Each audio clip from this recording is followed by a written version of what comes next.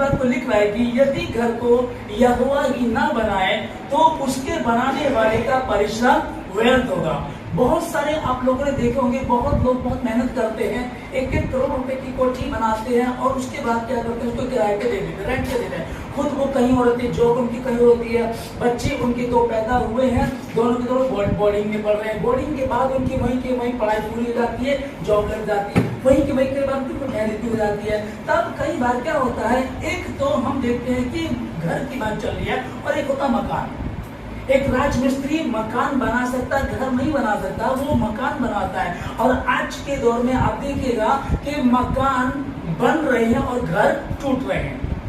कितने ही आप बड़े बड़े उद्योगपति को ले लो, आप हीरो हीरोइन को ले लो, कितना में उनमें तलाक हो जाते हैं, इनके परिवार टूट जाते हैं। इसलिए लिखा है कि घर को, या मकान नहीं लिखा, घर लिखा है कि घर को यदि यहोवा ही ना बनाए तो बनाने वाले का परिश्रम व्यर्थ है। आप दिन रात मेहनत करते हैं, दिन रात मेहनत करके अपने मकान को बनाते, अपने परिवार को कोशिश करते सही करने की, पर यहाँ लिखा यदि घर को यहोवा और जीसस क्राइस्ट ही उसमें इन्वॉल्व ना हो, यीशु मसीह आपके साथ ना हो, तो उसके बनाने वाले का परिश्रम व्यर्थ होगा। दिन रात मेहनत करते हैं, ओवर टाइम करते हैं, पार्ट टाइम जॉब करते हैं, देर तक खाना खाते हैं, देर तक सोते हैं, परिश्रम की रोटी खाते हैं। यहाँ लिखा कि ये सब तुम्हारे लिए व्यर्थ ही है, क्योंकि अपने प्रियो को तो यूं ही नींद प्रदान करता है और वो तुमको आशीषित करता है। इसी के विषय में जब अपने मत्ती की पुस्तक 7 अध्याय 24 वचन में पढ़ा, यहाँ लिखा है एक मूर्ख है और एक बुद्धिमान।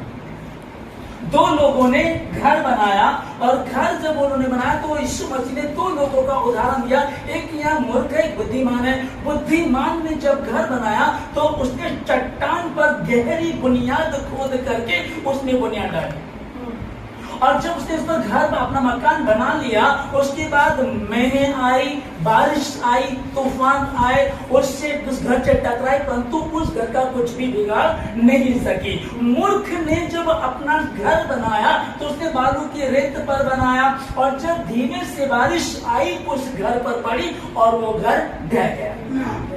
यहाँ परमेश्वर का वचन बात को बता रहा है कि बुद्धिमान कौन है और मूर्ख कौन है। बालू पर किसने बनाया, चट्टान पर किसने बनाया। चट्टान किसको कहती है, बाइबल चट्टान बताती है यीशु मसीह को। वो उद्धार करता, वो चट्टान हमारा, वो हमको लिए चलता है। वही है जो इजराइलियों को लेकर के चल रहा था, वही है जो इजराइलियों को जब प्यास लगी तो चट्टान से पानी पिलाया, जब भूख लगी तो स्वर्ग से मन्ना दिया। वही है, ना उनके कपड़े फटने दिए और ना ही उनके जूते फटने दिए, निरंतर उनको लेकर चलता रहा। पर भरोसा किस पर है।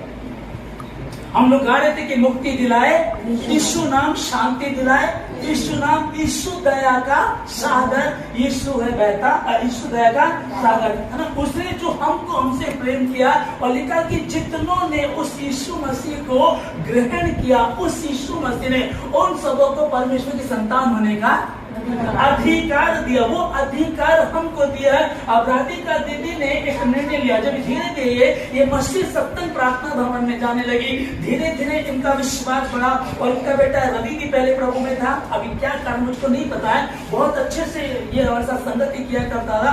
पर उनकी मम्मी ठहर गई, उन्होंने विश्वास किया, तन मन धन से परमेश्वर के प्रति ईमानदार रही, वो प्रार्थना करती रही। और ये था कि अभी तक ये लोग किराए के घर में थे, इनके जीवन साथी के पति मेहनत कर रहे हैं, लेकिन मेहनत भी प्रार्थना के बिना अधूरी है।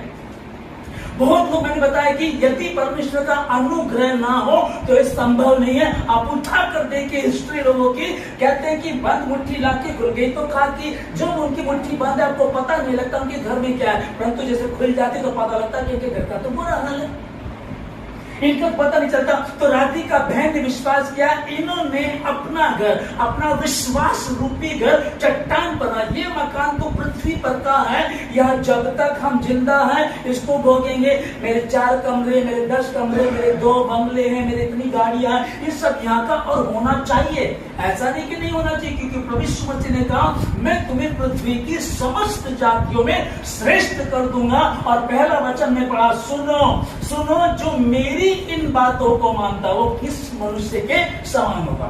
कई बार गलती करते हैं ना हम लोग, कई बार बहुत सारे लोग दूसरी शिक्षा पे चले जाते हैं। कई लोग समझ नहीं पाते, कई लोग इन बातों को इस तरीके से समझते नहीं है कि परमेश्वर का वचन हमसे क्या बात कर रहा है। हालेलुया।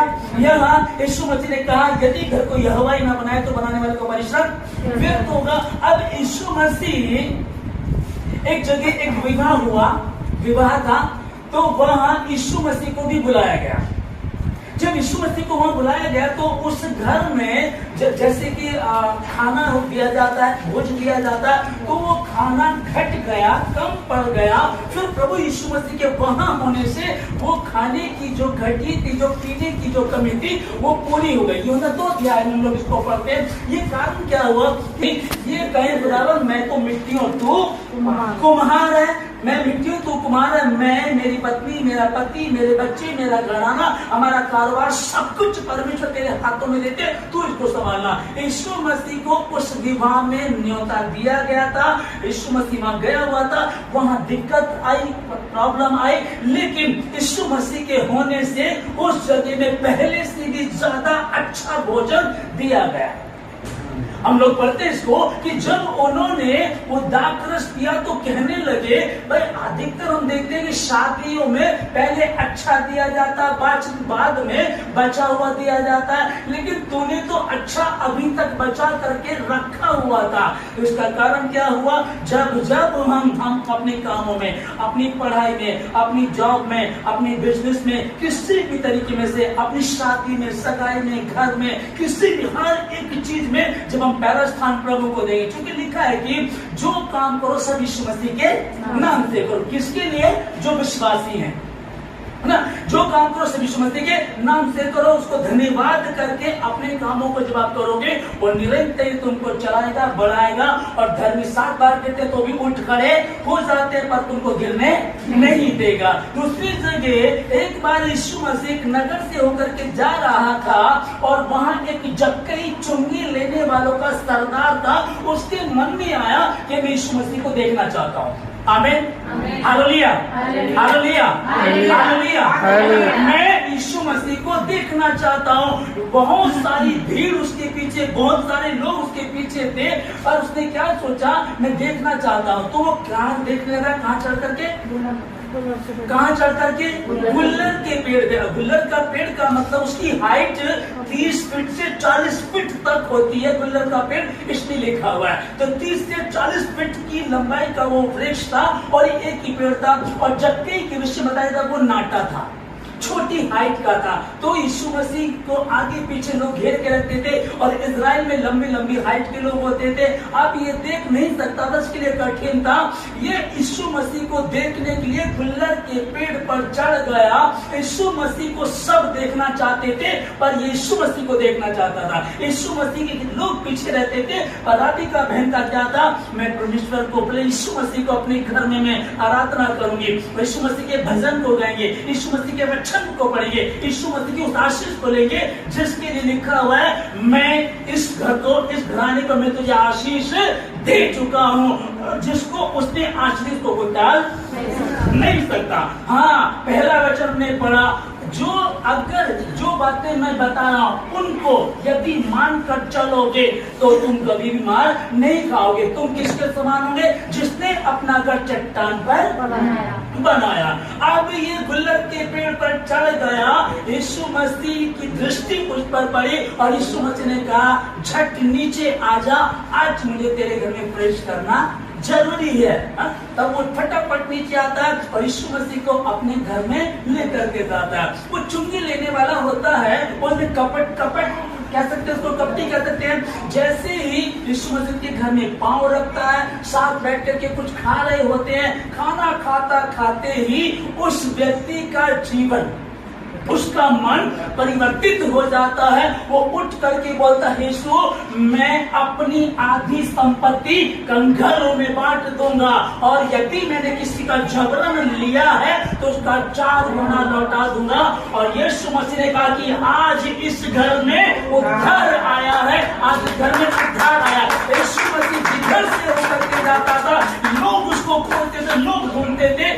दुनिया दुनिया का इतिहास को रचने वाला, इतिहास का बनाने वाला उद्धारकर्ता यीशु मसीह, उसी के विषय में पढ़ रहे हैं। जब यहाँ लिखा है कि मैं तुझे आशीष दूंगा, पर याकूब की पुस्तक में हम लोग पढ़ते हैं, याकूब की पुस्तक पढ़े जरा 1 अध्याय 22 वचन 22 में लिखा है यहाँ, अतः परमेश्वर के वचन को सुनने वाले परंतु उस पर चलने वाले बनो। मात्र सुनने वाले, सिर्फ पढ़ने वाले नहीं, उस पर चलने वाले बने। अब जो वचन को सुनता है और उस पर नहीं चलता, वो किसके समान है? जिसने अपना मुंह शीशे में देखा और बाहर चला गया, फिर तुरंत भूल जाता कि मैं कैसा लग रहा था। उसकी रीति से ना हो, क्योंकि ऐसा व्यक्ति परमेश्वर से वो बरकत नहीं पा सकता, वो आशीष नहीं पा सकता। और 25 में लिखा है, पर जो व्यवस्था की स्वतंत्रता की सिद्ध व्यवस्था पर ध्यान दिए रहता है, व्यवस्था की स्वतंत्रता की सिद्ध व्यवस्था पर ध्यान दिए रहता है और उसके अनुसार कार्य करता, उसके अनुसार चलता है, तब जो काम वो करता उसमें आशीष पाता है। पर पहले वचन को हमने पढ़ा था, जो हम लोग पढ़ रहे थे, कि वो मनुष्य कैसा होगा जो मेरी इन बातों को सुनकर उस पर चलता है। क्योंकि दो मनुष्य का उदाहरण, एक मूर्ख का और एक बुद्धिमान का, कि बुलाए हुए तो बहुत है परंतु चुने हुए बहुत थोड़े। अब जो बुलाए हुए चुने उसमें पर बताया, पर चुने में कौन है? दुनिया इधर की इधर हो जाए। मैंने सबसे पहले अपने यीशु मसीह को ही आदर देना। मैं जब सुबह उठूंगी, बिस्तर से पैर नीचे उतारने से पहले मैं यीशु मसीह को धन्यवाद दूंगा। खाना खाते समय, बैठते समय, गाड़ी ड्राइव कर रहे हैं, अब बाहर जा रहे हैं, आ रहे हैं, कुछ भी काम कर रहे हैं, जब पहला स्थान आप उसको देंगे तो वो आपको कभी भी किसी बड़ी वस्तु की गति होने नहीं देगा। हाँ, मकान बन रहे हैं, घर टूट रहे हैं। अवंतिका जहाँ पढ़ती है, मुझे पता चला कि वो बुजुर्ग लोग हैं और बहुत इंटेलिजेंट है ना। अब उनका घर भी है मेरठ में, यहाँ वो रेंट पे रहते हैं, कोई उनका बच्चा नहीं है। कुछ लोग इस तरह का जीवन जी रहे हैं कि बहुत पढ़े लिखे हैं, घर बार भी है, बहुत अच्छी से सब कुछ है, लेकिन उनके पास वो दौलत नहीं है, उनके पास वो बच्चे ही नहीं है। आने वाले कल में क्या होगा? कब अटैक पड़ जाए, कब समय पूरा हो जाए, कब मौत आ जाए। पहले पत्नी चली गई तो पति बेचारा अधूरा, पति चला गया तो पत्नी अधूरी रह गई। उस सोच में रहते हम क्या करेंगे यदि घर को यहोवा ही ना बनाए। क्योंकि तुम्हारा तड़के उठना, देर तक परिश्रम करना, परिश्रम की रोटी खाना, ये सब तुम्हारे लिए व्यर्थ है, क्योंकि वो अपने प्रिय को तो यूं ही नींद प्रदान करता। प्रिय का मतलब सिंपल से है, जो मेरी इन आज्ञा को मानता है। बुद्धिमान ने जब घर बनाया तो चट्टान पर बनाया, और मूर्ख ने जब बनाया तो उसने बालू की रेत पर बनाया। अब कैसा तुम्हारा विश्वास है? किस तरीके के विश्वास में तुम चलना चाहते हो? परमेश्वर ने कहा था, मेरी इन बातों को मात्र सुनना ही नहीं है, परंतु उन पर चलने वाले बनना है। क्योंकि यीशु मसीह ने दो पार्ट बताए, एक चुने हुए और एक बुलाए हुए। तो बुलाए हुए की भीड़ बहुत सारी है, बहुत सारे लोग हैं, परंतु वो उस तरीके से परमेश्वर के वचन को आदर नहीं देते हैं। कई बार आपको नहीं पता है, कोई बात नहीं है, लेकिन पता होने के बाद भी अगर आप मूर्खता करते हैं तो आप वही हो गए जो सेकंड नंबर का बताया गया, मूर्ख बताया गया। हालेलुया, ठीक है ना। कई बार क्या होता है कि अभी अरे तूने तो प्रार्थना कराई थी, फिर ये प्रॉब्लम क्यों आ गई? बात क्या चल रही है? जिस घर की चौखट पर बर्रे का लहू लगा उस पर कुत्ता भी, मनुष्य तो क्या कुत्ता भी नहीं भौंकेगा। तुम्हारे अड़ोस पड़ोस में तुम उन्नति करते हो, तुम्हारे जॉब बिजनेस बढ़ते चले जाते हैं, लोग चढ़ने वाले इकट्ठे हो जाते हैं, कोई टोना करता, कोई टोटका करता, कपड़ा उठा लो, इनके बाल काट दो, कोई कुछ भी क्यों ना करता रहे। यीशु मसीह ने, परमेश्वर ने कहा था, जितने हथियार तेरी हानि के लिए बनाए जाए में से एक भी सफल ना होगा। मैं यहोवा हूँ, यही मेरा नाम है, और जब मैं काम करना चाहूँ तो कौन मुझे रोक सकेगा? क्या तुम नहीं जानते कि तुम्हारा शरीर वो मंदिर की बात नहीं कर रहा है। यीशु मसीह चेले कहने लगे प्रभु देखो उस मंदिर को कितना बड़ा है, कितना बढ़िया है। यीशु मसीह ने कहा जिस मंदिर को तुम देखते हो उसमें एक ईंट पर दूसरी ईंट नहीं रहेगी। पर यीशु मसीह किसकी बात करता है? इस हमारी बॉडी की, आपके शरीर की, आप जो बैठे हैं आप लोग, यीशु मसीह ने इसको मंदिर कहा है। क्या तुम नहीं जानते कि तुम्हारा शरीर, तुम्हारे तंतु परमेश्वर का मंदिर है और परमेश्वर का आत्मा इसमें वास करता है। मकान तो यहाँ रह जाएगा, आप 3 दिन के लिए बाहर जाते हैं, आप ऑफिस जाते हैं, आप अपनी दुकान पर जाते हैं, मकान छोड़ गए, मकान पे तो भरने का लहू लगा, उसको तो कोई कुछ नहीं करेगा, पर आप तो घूम रहे हो ना। लेकिन उसे क्या कहा? तेरे भीतर, तेरे साथ उसने तुझसे कॉन्ट्रैक्ट किया तेरे लिए। हालेलुया। उसने कहा सब मसीह की। तो परमेश्वर आप लोगों को बहुत बहुत बहुत आशीष दे। और राधिका दीदी ने वही बताया, उन्होंने बुद्धिमान बन करके यीशु मसीह पर विश्वास किया। और यदि किसी ने यीशु मसीह पर विश्वास किया है तो उसने कह दिया था पहले से ही, और वो अभी भी इसी बात को कह रहा, कहता कि तुझे ठीक दिखाई पड़ता क्योंकि मैं अपने वचन को पूरा करने के लिए उत्साहित हूँ। परंतु जितनों ने उस यीशु मसीह को ग्रहण किया, उस यीशु मसीह ने उन सबों को परमेश्वर की संतान होने का अधिकार दिया, अर्थात उन्हें जो उसके नाम पर, यीशु मसीह के नाम पर विश्वास करते, एक विश्वास करना तो उसके अनुसार चलना। उसने कहा हे सर्व परिश्रम करने वाले और बोझ से दबे लोगों, मेरी भाषा में तुम्हें, अब तुम्हें कहीं जाने की जरूरत, जितने विश्वास करते तुम्हें कहीं जाने की जरूरत, टोने के सताए हुए, टोटे के सताए हुए, बीमारी को सताए हुए, दुश्मनों के, शत्रुओं के सताए हुए, कहीं जाने की तुमको जरूरत नहीं। मेरे पास मैं तुम्हें विश्राम दूंगा क्योंकि मेरा जुआ सहज है, मेरा जुआ मुलायम है और मैं तुमको आराम दूंगा। ये उसी ने कहा क्योंकि क्रूस की कथा नाश होने वालों के लिए है और मात्र वो किताबी परमेश्वर नहीं है। ये पुस्तक पवित्र शास्त्र बाइबल जो आपके हाथों में है, मात्र 200 रुपए की बाइबल है और दुनिया में सबसे ज्यादा पढ़ी जाने वाली पुस्तक है। हाल ही में एक रिकॉर्ड आया है, आज तक का एंकर, आज तक टीवी का एंकर सुधीर चौधरी बताया कि गिनीज बुक में इसको दर्ज किया गया है और 500 से ज्यादा बिकी यही पुस्तक है, सबसे ज्यादा पढ़ी जाने वाली पुस्तक भी यही है। मैं आपको ये क्यों बता रहा हूं? ताकि आप जान सके कि जिन शब्दों को हम लोग पढ़ रहे हैं, आपके घर में बैठ करके बताया जा रहा है, वो उद्धारकर्ता यीशु से उसने कहा जहां जहां तू जाएगी, जहां जहां तू जाएगा, लिखा कि व्यवस्था की ये पुस्तक तेरे चित्त से कभी अलग होने ना पाए। दिन रात इसमें मनन करते रहना, इसमें लिखी हुई बातों के अनुसार आचरण करना। अब इसका मतलब ये नहीं कि वो आपको उल्टा चलने के लिए बोल रहा, इसका मतलब ये नहीं कि वो आपको कुछ गलत दिखा रहा है। अभी अगर आप इसको पढ़ेंगे आप हैरान हो जाएंगे कि दुनिया की शिक्षा से डिफरेंट आपको मिलेगी, बिल्कुल डिफरेंट मिलेगी। अपने कसूरवारों के लिए प्रार्थना करो, अपने शत्रुओं को श्राप मत दो पर आशीष ही दो, अपने सताने वालों के लिए प्रार्थना करो। यदि कोई एक गाल पे मार दे दूसरा भी उसके आगे करो। तो परमेश्वर आप लोगों को बहुत बहुत आशीष दे। परमेश्वर यीशु मसीह के नाम की महिमा, यीशु मसीह के नाम के वचन को आदर मिले।